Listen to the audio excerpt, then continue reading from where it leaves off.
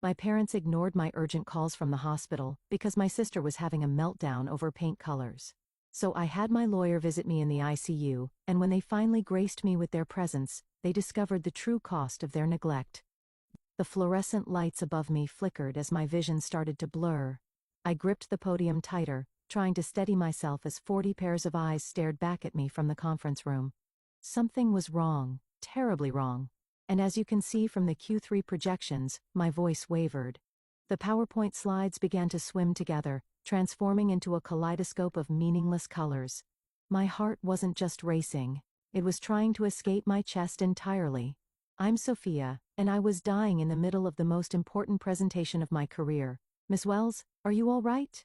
Someone asked from the back row. I opened my mouth to respond, but nothing came out. The room tilted sideways, and suddenly I was watching the ceiling panels spin above me as my body crumpled to the floor. Voices erupted around me. Call 911. Is she breathing? Clear the room. My assistant Sarah's face appeared above me, her mascara already starting to run. Sophia, stay with us. The ambulance is coming. I tried to reach for my phone, but my arms felt like lead. Call my parents, I managed to whisper before everything went dark. The next thing I remember was the cold. So much cold. Doctors speaking in urgent tones, words like cardiac arrhythmia and immediate surgery filtered through my consciousness. Please, I begged the nurse, prepping my arm for an fourth. My phone. I need to call my family. She hesitated, then handed me my iPhone. With trembling fingers, I dialed my mother's number straight to voicemail. I tried my father. Same thing. My texts grew increasingly desperate. Mom, I'm in the hospital. Dad, please answer. They're taking me to surgery. I'm scared. The nurse gave me a sympathetic look as she took my phone away. We need to go now, honey. I'm sure they'll be here when you wake up. They weren't. I came to in the ICU hours later, groggy and alone. The steady beep of monitors created a soundtrack to my isolation. Sarah had left a note saying she'd be back in the morning, but hospital policy only allowed immediate family after hours. Immediate family, what a joke. At 3 a.m., a night nurse came to check my vitals. She had kind eyes and a gentle touch as she adjusted my fourth. Your mother left a voicemail earlier, she said, reaching for my phone. Would you like to hear it? I nodded, hope briefly flickering in my chest. Hi, sweetie. We got your messages, but we can't come right now. Hazel is having an absolute crisis over the color they painted her new apartment. She's inconsolable. You know how she gets. We'll try to stop by tomorrow if she's feeling better. Love you. The nurse's face said it all. I turned away, hot tears sliding down my cheeks. Would you like me to call someone else for you? She asked softly. A memory flashed through my mind. Last Christmas, when I'd written a check for $50,000 to cover Hazel's credit card debt, Mom had barely looked up from helping Hazel arrange her new designer handbag collection. Thanks, Sophie. You're such a good sister. Good sister. Good daughter. Good ATM. I wiped my eyes and looked at the nurse. Actually, yes. Could you hand me my phone? I need to call my lawyer. She passed me the phone, concern evident in her expression. My hands were steady now as I scrolled through my contacts and pressed call. Derek, it's Sophia. I know it's late, but I need you. Bring the papers, all of them. Yes, I'm sure. I'm in the ICU at Mount Sinai. I paused, listening to his response. No. My family isn't here. That's exactly why I'm calling. After hanging up, I stared at the ceiling, my heart monitor beeping in rhythm with my resolve. I'd almost died today, and my sister's paint color crisis had taken precedence. 20 years of similar moments crashed over me like a wave. Hazel's tantrums at my college graduation, my parents missing my company's launch party because Hazel had a bad date, the countless times I cleaned up her messes, while my own achievements collected dust. My phone buzzed, a notification from Instagram. Hazel had just posted a selfie with our parents, all three of them huddled around paint swatches. The caption read, "Worst day ever. Thank God for family support. Shiro blessed. Shirod family. Shirod crisis."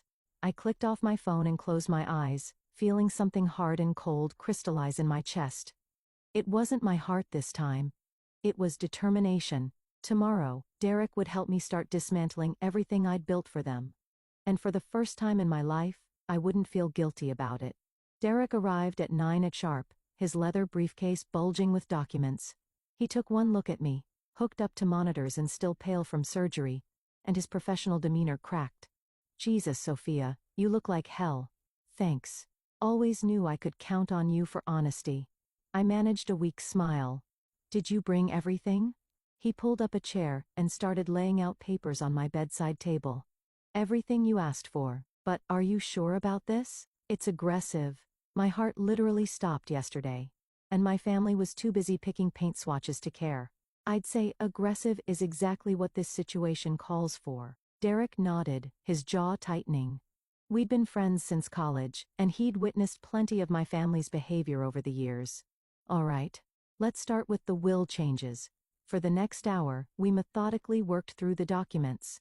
My signature grew steadier with each page, like my hand knew this was right, even if my heart ached. So that's your parents removed as beneficiaries, Derek said, shuffling papers. Next is revoking their access to your accounts, the ones you've been using to support Hazel's lifestyle. A memory surfaced last summer, standing in my parents' kitchen, holding Hazel's latest credit card statement. It's only $70,000 this time, Mom had said, not looking up from her magazine. You know how hard things have been for her since that breakup. Do it, I told Derek. All of it. He pulled out another stack of papers. And the vacation house? List it. Today, if possible. Your parents spend every summer there. Not anymore. My phone buzzed. A text from Mom. Hazel picked the perfect shade of sage. Crisis averted. How are you feeling, sweetie? I showed it to Derek, who let out a low whistle. That's something else. Watch this, I said, opening the family group chat. My fingers flew across the keyboard. Still in ICU after emergency heart surgery? Thanks for asking. Glad Hazel's walls are sage, instead of seafoam. Definitely worth missing your daughter's near-death experience. For Derek raised an eyebrow. Poking the bear? More like, waking it up.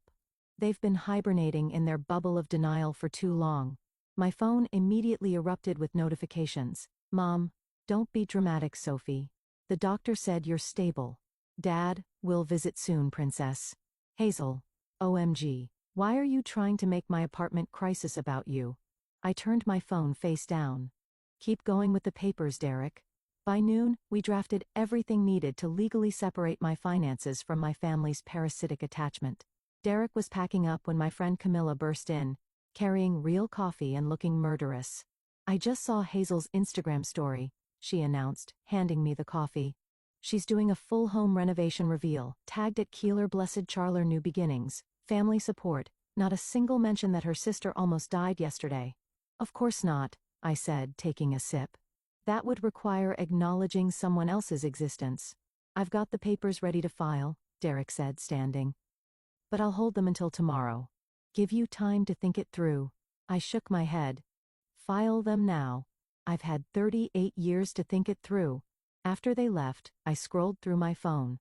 Hazel had posted again, a boomerang of her twirling in her newly painted living room. Mom and Dad were in the background, applauding. The caption read, "Sometimes it takes a village.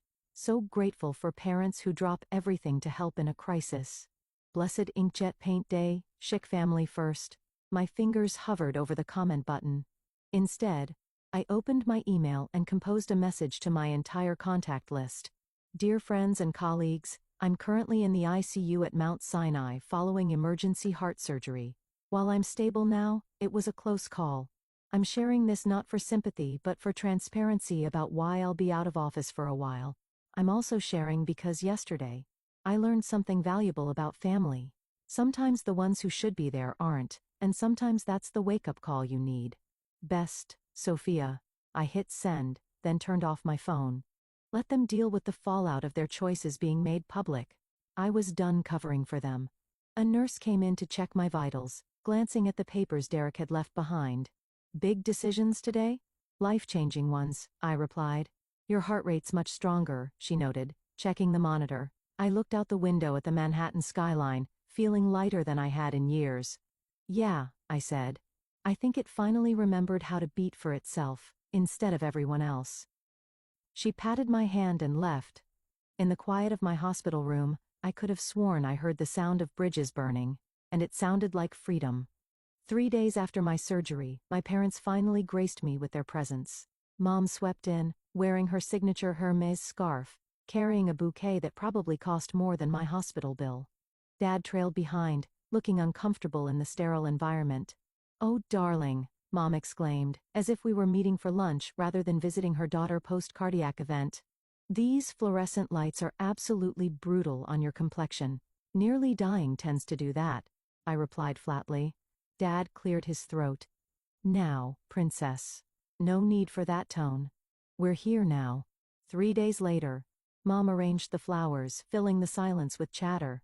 Hazel wanted to come, but she's still dealing with the contractor. Such a nightmare. They completely botched the crown molding. She's been crying all morning. I pressed the morphine button on my IV, not for pain, but for patience. "Where is Hazel anyway?" Dad asked, looking around as if she might materialize from behind the curtain. "Probably posting about her crown molding crisis on Instagram," I said. "Did you know her story about paint swatches got more attention than my emergency surgery announcement?" Mom's hands stilled on the flowers. "Sophia, please. You know how sensitive she is. She's been absolutely beside herself about your situation." "My situation?" I repeated. "You mean, my heart stopping?" A knock at the door saved them from responding. Derek entered, impeccable in his suit, carrying a leather portfolio. My mother's face lit up. She'd always hoped we'd date. "Derek, how lovely to see you. Are you here to check on our girl?" "Actually," he said, walking to my bedside, "I'm here in my professional capacity." He handed me a folder. I opened it slowly, savoring the moment. "Mom, Dad, you remember Derek's my lawyer, right?" The color drained from my mother's face. Dad's forced smile flickered. "These are copies of documents I filed yesterday," I continued, my voice steady. "I've removed you both from my will, revoked your access to all my accounts, and listed the vacation house in Florida for sale." The house," Dad stammered. "But where will we go in the summer?" "Not my concern." Mom's perfectly manicured hand flew to her throat. "Sophia, you can't be serious. We're family." "Family?" I laughed, and the heart monitor betrayed my spike in anger. "Let me tell you about family. Last month, I paid off Hazel's $70,000 credit card debt. The month before that, I covered her rent when she forgot to pay it for 3 months. Last year, I funded her failed jewelry business. Want to know what I got in return? When my heart stopped and I needed you most, you chose paint swatches over your dying daughter." "That's not fair," Dad protested weakly. "No. What's not fair is that I've spent my entire adult life being your backup plan, your safety net, your human ATM. Well, guess what? The Bank of Sophia is officially closed." Derek handed them each a stack of papers. "These detail the changes. I'd suggest reading them carefully." Mom's hands shook as she flipped through the documents. This is ridiculous. You won't go through with this?" "Family sticks together, Sophia. You know that." I looked her directly in the eyes. "If that's true, how come I almost died alone?" The silence that followed was deafening. "The house is already listed," Derek added quietly. "We expect it to sell quickly in this market." Dad sank into a chair, papers crumpling in his grip. "Princess, please. Let's talk about this rationally." I had plenty of time to think rationally while lying here alone for 3 days, I said. "Did you know the nurses took turns sitting with me after surgery because they felt bad that I had no family here?" Strangers showed more concern than my own parents. Mom's mascara was starting to run. "You're being dramatic. We came as soon as we could. After Hazel's paint crisis was resolved," I corrected. "Check your priorities, Mom. Better yet, check your phone. I'm sure Hazel's having another meltdown about crown molding right now." As if on cue, Mom's phone buzzed. She glanced at it instinctively. "Go ahead," I said. "Answer it. We both know you will." She stood, smoothing her skirt with trembling hands. "This isn't over, Sophia. You're upset. You're not thinking clearly. We'll discuss this when you're feeling better." "Actually, we won't." I pressed the call button. "Nurse, I'm ready for my rest now." As security escorted them out, a precaution Derek had arranged, I heard Mom's voice crack. "She can't do this. She's our daughter." No, I whispered to the empty room. I'm just the backup daughter you never wanted but always needed, and I quit. The monitor showed my heart rate returning to normal, steady, and strong, like it knew this was just the beginning. My phone rang at 3 a.m. Hazel's name flashed across the screen, and I answered out of morbid curiosity. How dare you? Her voice crackled with rage. How dare you do this to Mom and Dad? Good morning to you too, Hazel. How's the crown molding crisis? Don't you dare be sarcastic with me. They're devastated. Mom hasn't stopped crying, and Dad had to take a Xanax. I adjusted my hospital bed to sit up straighter. Interesting how they can have such strong reactions to consequences, but couldn't muster any concern when I was literally dying. Oh my God, you're not dying. Stop being so dramatic. My heart stopped, Hazel. Actually stopped. But please, tell me more about your paint emergency. She made a sound between a scream and a sob. You need to fix this. Call Derek right now and undo everything. Or what? Or, she sputtered. Or I'll never speak to you again. I laughed, genuinely laughed, for the first time in days. Is that supposed to be a threat? The line went quiet for a moment. When Hazel spoke again, her voice had that familiar manipulative tremor, the one that usually preceded getting her way. Remember when we were kids, and you promised to always take care of me? A memory flashed. I was 12, Hazel, 6. She destroyed my science fair project the night before presentation, dumping glue all over weeks of work. Mom had blamed me for not sharing my supplies. Actually, I do remember, I said. I remember a lot of things, Hazel. Like how I sold Grandma's ring, my only inheritance, to bail you out of debt 3 years ago. Remember what you said then? Thanks, sis. You're the best. Right before you went on a shopping spree with Mom? That's different. I needed you always need. And I'm always expected to provide. Well, guess what? I'm done. Mom wants to meet, she said, changing tactics. One last family meeting, to talk things through. I considered this. Fine. Tomorrow, at noon. The hospital cafeteria. But my contractor noon. Take it or leave it. She agreed, but I wasn't done. And Hazel? I'm bringing Camilla. Your annoying friend? Why? Because I'm done being outnumbered. The next day, Mom and Dad arrived first, looking like they hadn't slept.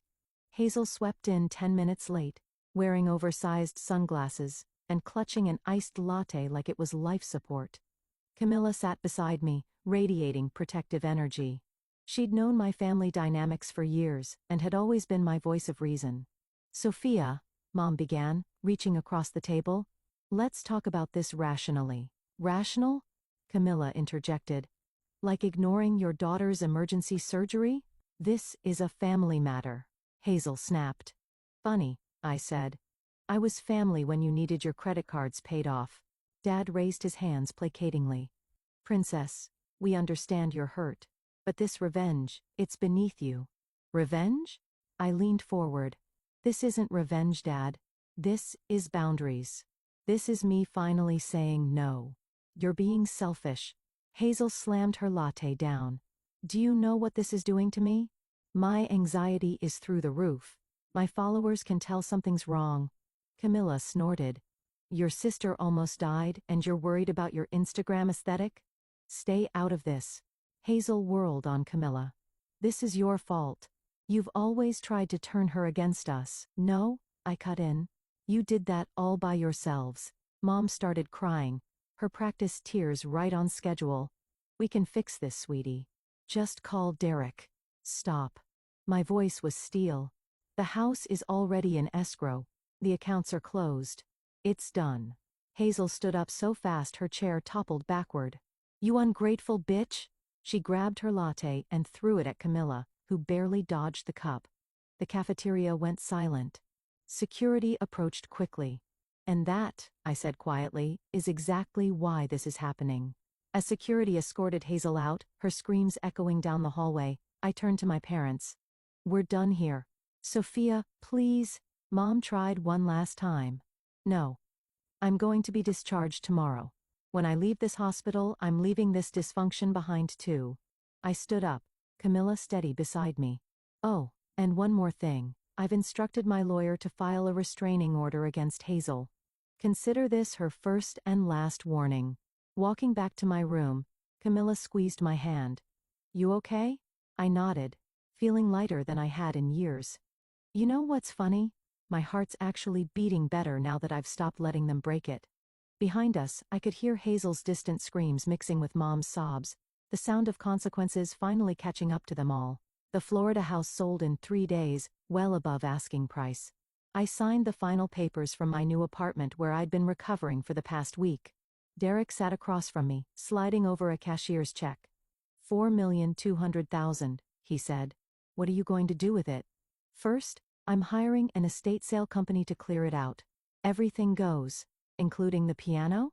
My hands stilled over the check. The baby grand piano, my childhood sanctuary. Mom had given it to Hazel on her 16th birthday, despite knowing I was the only one who played. Especially the piano. My phone buzzed. A news alert. Local woman removed from luxury boutique after altercation with staff.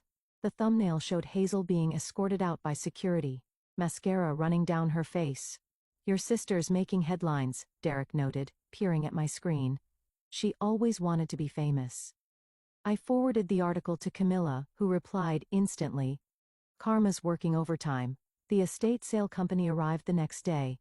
I watched via FaceTime as they cataloged everything, marking prices on pieces of my past. The woman in charge, Marie, held up a familiar jewelry box. What about this? Inside was a space where my grandmother's ring had once lived before I'd sold it to cover Hazel's gambling debts. Sell it, I said. Everything goes. Sophia. A voice screeched from off-camera. Hazel had somehow gotten past security. You can't sell Mom's anniversary china. Marie turned the camera, showing Hazel trying to grab items off a table. Should I call the police? Immediately. I watched as Hazel was removed again, this time screaming about family heirlooms and betrayal. My phone lit up with texts from Mom. How could you sell our memories? Your father is heartbroken. That piano was for Hazel. We're still your family.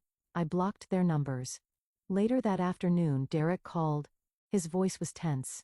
We have a situation. Hazel tried to file for temporary conservatorship over you. She what?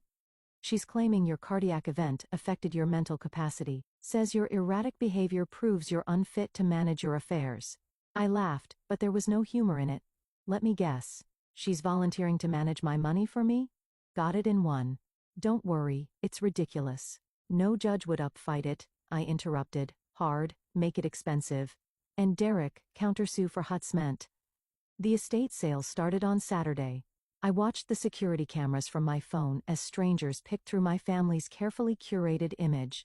The piano went first, to a music school. Perfect. My phone pinged with an email from an unfamiliar address. The subject line made my blood run cold. Your father's medical records. What is this? I asked Derek over speakerphone. Open it. Inside was a single line. Dad had a heart condition too. Mom never told you. Guess she loved one daughter enough to warn her. I felt my new, stronger heart skip a beat. Is this true? I had it verified. Derek said quietly. Your father has the same condition. Genetic? Hazel's been monitored for it since childhood. The room spun. They'd known. They'd known I could have inherited this. And they never told me. Protected Hazel, but not me. Never me. Derek? My voice was steady despite the trembling in my hands. Remember when you said the conservatorship claim was ridiculous? Yes? Prove it. Release my medical records to the court. Show them I'm not only competent, I'm thriving post-surgery. Then leaked the fact that they knew about this genetic condition, and deliberately withheld the information. That's nuclear, Sophia. They nearly let me die, Derek. Nuclear feels appropriate. As we hung up, another notification popped up, a certified letter from Hazel's lawyer. I opened the attachment, expecting more threats. Instead, I found myself staring at a photo, me at 12, standing protectively beside 6-year-old Hazel. On the back, in my mother's handwriting, my girls, forever inseparable. Below it, Hazel had written, remember who you're supposed to be, my protector, my sister. Don't make me destroy you. I forwarded the threat to Derek, then opened my laptop. It was time to tell my story.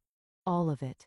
The decades of manipulation, the financial abibe, the medical neglect, no names, just truth. As I typed, I remembered something my grandmother told me before she died. Sometimes the bravest thing you can do is stop protecting people from the consequences of their own actions. My fingers flew across the keyboard, each word a brick in the wall I was building between my past and my future. Let them come. Let them threaten. I wasn't their protector anymore. I was finally my own. My blog post went live at midnight. By 6 a.m., it had over 100,000 shares. "The A Story of Family Toxicity and Survival," read the headline. I hadn't named names, but anyone who knew us would recognize the truth. Camilla called first. "Have you seen Twitter? You're trending." I refreshed my feed. Thousands of comments, most from people sharing similar stories of family dysfunction. The phrase golden child syndrome was everywhere. "Your mother's country club friends are having a field day," Camilla continued. Apparently, she had to leave her tennis match early because everyone was whispering. My phone buzzed. "Nicholas, Hazel's on-again, off-again boyfriend? Your sister's losing it," he said without preamble. "She's been screaming for hours, throwing things. I can't handle this anymore. Not my problem. She says you're lying about everything, that you're just jealous of her." I laughed. "Ask her about Dad's heart condition. Ask her why they never told me I could die from the same thing that almost killed me last month." Silence. Then, they knew? Since we were kids, Hazel got tested. I didn't even know it ran in the family. Jesus Christ, he exhaled heavily. "I'm done. Tell Derek I'll testify about her behavior if he needs me to." By noon, the story had made local news. Prominent Families' Dirty Laundry aired a tale of medical neglect and financial abiche. They didn't use our names, but they didn't need to. Dad's phone call came next. "Princess, please. They're asking me to step down from the country club board." Tragic. Almost as tragic as not telling your daughter she had a potentially fatal heart condition. "We were trying to protect you from worry." No. You were trying to protect Hazel from responsibility as usual. Your mother's devastated. "Our friends are finally seeing who you really are." Derek called with updates. Hazel's conservatorship attempt was thrown out. The judge actually laughed. "But there's more. She sent a cease and desist letter claiming your blog post caused her irreparable trauma." Perfect. Counter with the medical records. Already did. Her lawyer withdrew the letter in under an hour. I was reviewing transfer paperwork for my assets when my email pinged. A message from Nicholas. "Thought you should see this. She doesn't know I recorded it." The attached video showed Hazel in her apartment, raging at our parents. "Fix this. Make her stop. I can't take people looking at me like this. Do something."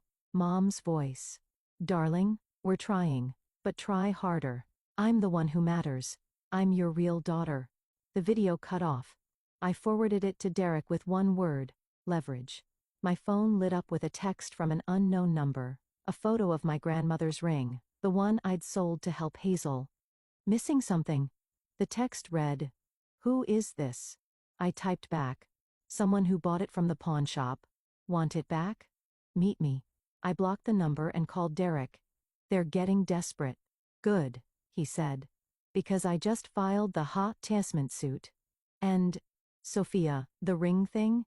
That was amateur hour. I bought your grandmother's ring back months ago. It's in my safe." Tears pricked my eyes. "You did? Of course. I knew you'd want it back someday." That evening, my blog post hit national news. My inbox flooded with interview requests. Dr. Phil's producers called twice. Then came Mom's voicemail. She was crying, screaming, apologizing, all in the same breath. "Please, sweetie, we can fix this. Tell everyone you were confused. Say you made it up. We're your family." I played it for Camilla over wine. "Wow," she said. "She actually sounds sincere." She's not. Listen carefully. She's not saying she's sorry for what they did. She's sorry they got caught. My phone buzzed again. A news alert. Local socialite has public meltdown at charity gala. The photo showed Hazel being escorted out again. "Your sister's really committing to this spiral," Camilla observed. "She's never faced consequences before. She doesn't know how." I opened my laptop and began typing again. Not another blog post. This time, it was an email to my realtor. Subject line, looking for properties in California. Running away? Camilla asked, reading over my shoulder. No, I replied, thinking of the grandmother's ring waiting in Derek's safe, running toward something better. As if on cue, Mom's number flashed on my phone. For the first time in my life, I didn't feel the urge to answer. Some bridges aren't meant to be repaired. Some fires need to burn until there's nothing left but truth in the ashes. The family home looked smaller than I remembered. I stood in the driveway, keys in hand, staring at the colonial facade that had housed so many carefully curated lies. Want me to go in first? Camilla asked from beside me. No. I need to do this. I'd come to collect the last of my belongings before the move to California. Derek had arranged for police presence, just in case, but the cruiser parked discreetly down the street still felt surreal. The front door opened before I could use my key. Mom stood there looking oddly diminished without her usual perfect makeup. You brought security? Her voice cracked. I brought witnesses, I corrected, nodding toward Camilla and the police officer now walking up the drive. Dad appeared behind her. Princess? This is unnecessary.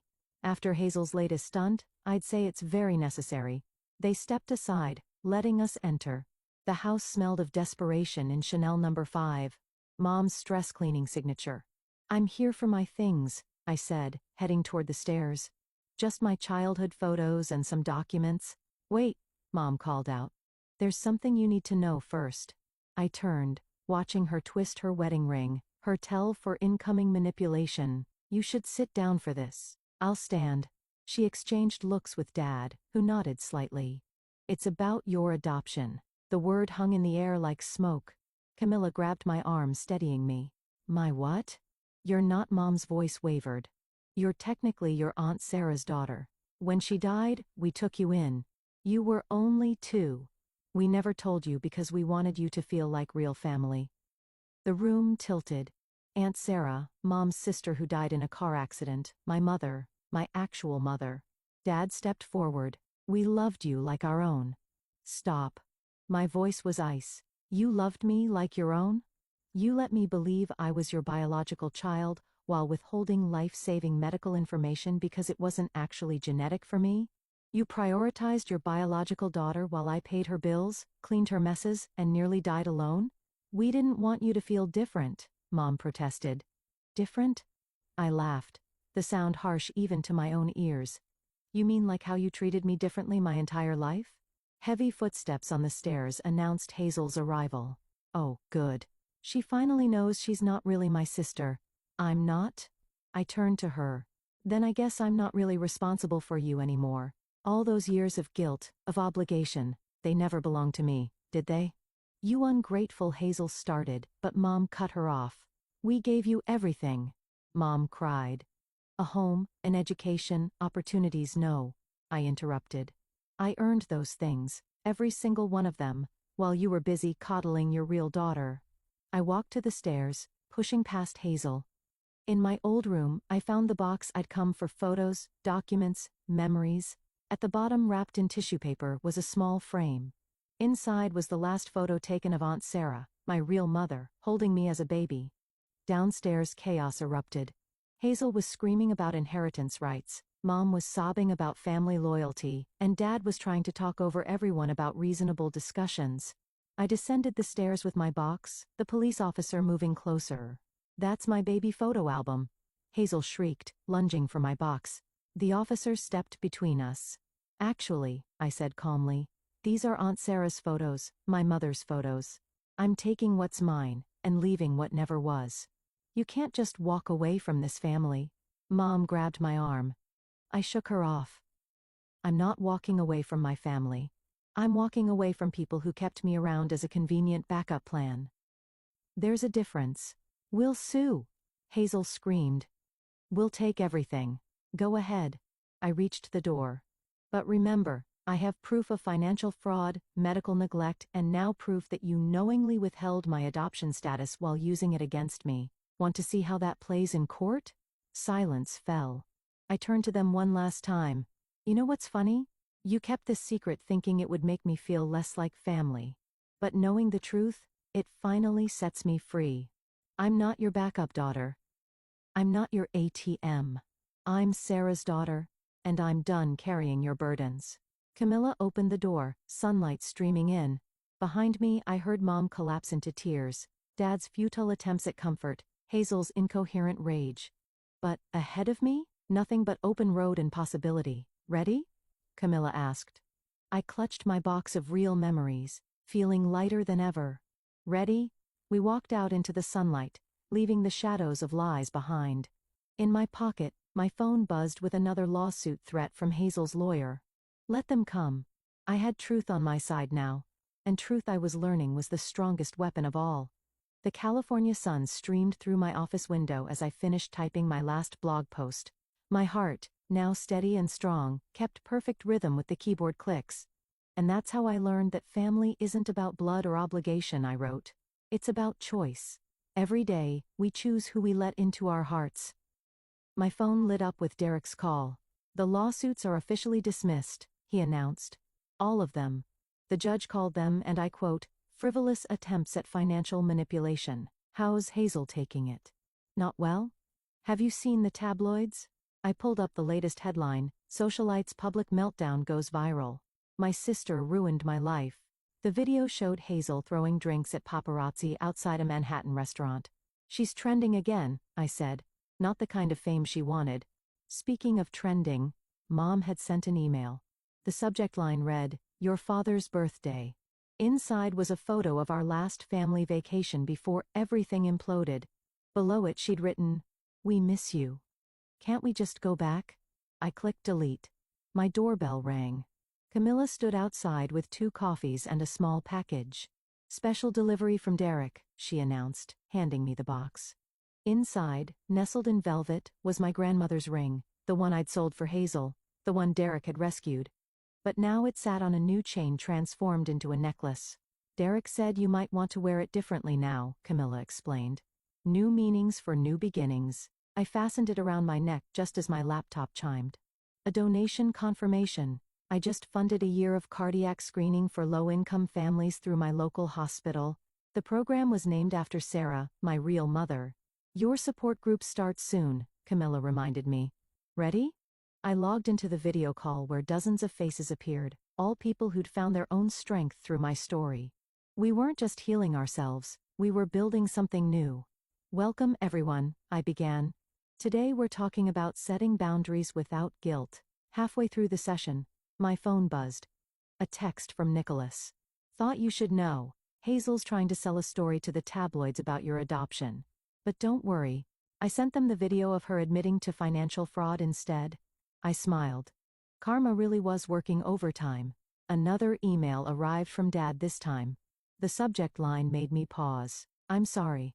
For what it's worth, he'd written. I was wrong. We were all wrong. Not just about how we treated you, but about what family means. You're stronger than any of us ever were. For the first time, his words held no power over me.